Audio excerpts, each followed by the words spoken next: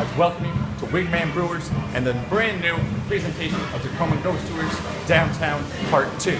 If a ghost tour that starts in a bar sounds like fun, then Tacoma Ghost Tours is on a roll.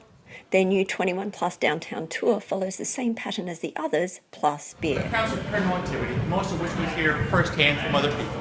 When we look into the history of the location and the areas they happen in, then we take the connections that we find and present them to the public. In this area, there's a number of haunted locations. More freakier of all these reports deals with what is two very large wooden back doors. Nothing all that special. And after a couple of stories, the tour heads out to explore the rest of the haunted Dome district. There's Alfreds Cafe. This place has some weird things going on in it. I was told by an ex-employee they're in the building, middle of the night, doing some accounting work. They're in the back room office and the door was open.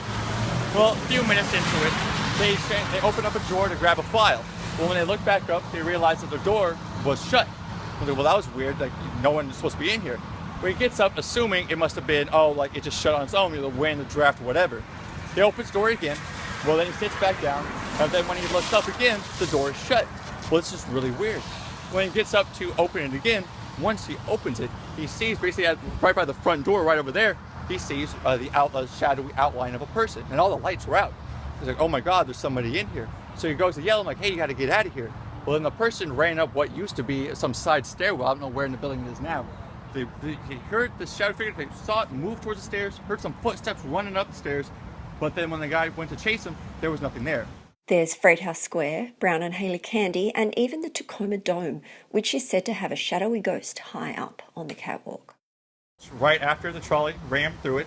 You also hear about the 1904 trolley disaster just up the hill, right before you catch the light rail. So when they displayed them for people to come identify, they covered their faces. Union Station is the final stop, with scary tales about the University of Washington Tacoma and the courthouse building.